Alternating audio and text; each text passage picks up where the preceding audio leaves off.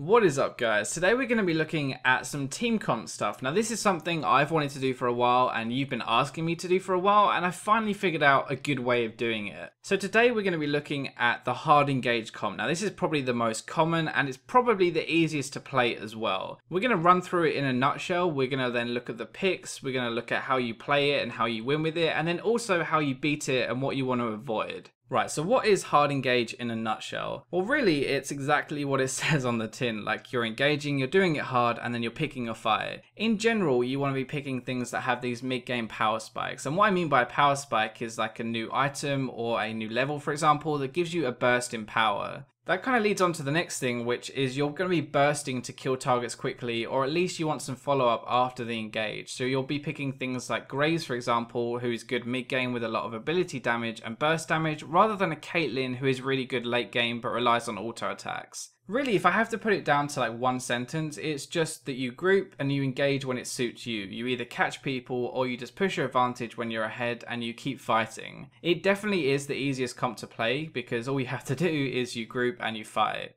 So when we're looking at picks, instead of me going through like every single champion and saying whether they're good or bad, I'm just going to give you some examples of what the things you should look for when you're picking a champion for this comp. So in the top lane, we'll be looking at Malphite, Maokai, and Hecarim. So Malphite is pretty self-explanatory, like he just has a big ultimate which can engage with, and that's part of his kit. For Maokai, he doesn't necessarily have hard engage in his kit, but he does build Righteous Glory, which means that he can run at them with that item and then lock them down to engage. Hecarim finally is again different. He relies on his home guard and his teleport to actually make an impact. So he's going to base, he's going to TP off to the side and then engage with his home guards. When we're looking at the jungle, you have things like this Maokai pick like Gragas and Volibear, Sejuani, who are going to Righteous Glory and then run at people to lock them down. But you also have the other side of it, so the more carry orientated like Vi and Nocturne, who can hard engage but also kill people when they get into the fight. Finally, support is a little bit different, okay, because if your jungle and your top lane are diving in to engage, then you don't necessarily want to dive as well and leave your mid and AD alone. Now if you don't have hard engage on your other lanes, then you want to pick something like Nautilus and Leona, and especially with a Righteous Glory, you can run at them and lock them down with CC to hard engage. If you already do have engage though, something like a Thresh or a Janna would actually be really useful for keeping your AD and mid lane alive. So moving on to the mid lane and the AD then, these guys are your follower, right? These are the damage after the engage has happened. So for the mid lane, it's pretty simple. It's any burst champion, so like Ahri, Katarina, Twisted Fate, Annie, anything that can catch up to the fight and kill things quickly. For the ADs, it's a little bit different. You have kind of two splits, I guess, down the middle. You have these burst champions like Graves, Jinx, Corki, who can do a lot of damage quickly.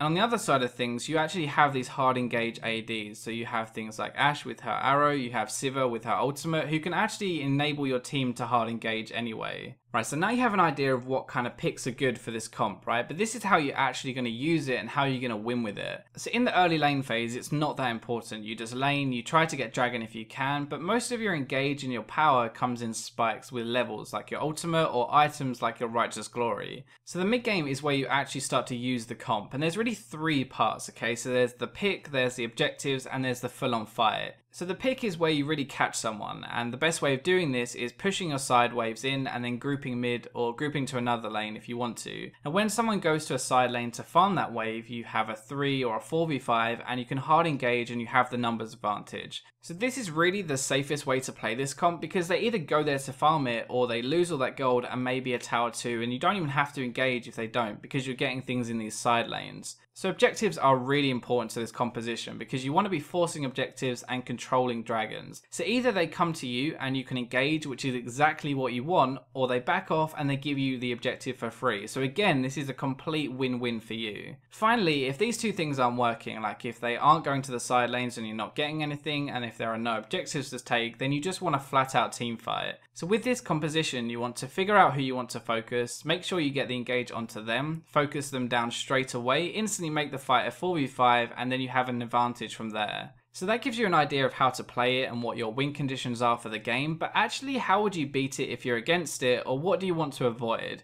Well, the biggest thing is poke. That is the best answer to this whole comp. Now while hard engage can actually counter poke, it's really hard because they have to engage before they get poked. So if you're able to poke proactively, like while they are still starting to group, then they're going to be too low to force a fight and then they can't do anything. Another way is you pick a team fight comp and you just build defensively on your carries. So if you have a Zhonya's or a Banshees, then it makes engaging onto you really hard. Like if you think about it, all of the hard engage comps have hard crowd control to lock you down and let their team follow up. And if you have those two, then they just can't lock you down. So they'll dive in, you'll avoid the CC, and then because you have a team fight comp, you can turn around, re-engage, and actually fight them. Essentially, this revolves around who is stronger in a team fight, because a fight is what they want, so they're pretty screwed if they can't win it. So that wraps up the first team comp video, and I always want to know what you think of new series. So let me know in the comments below, but that's all for this time, so I'll catch you in my next video.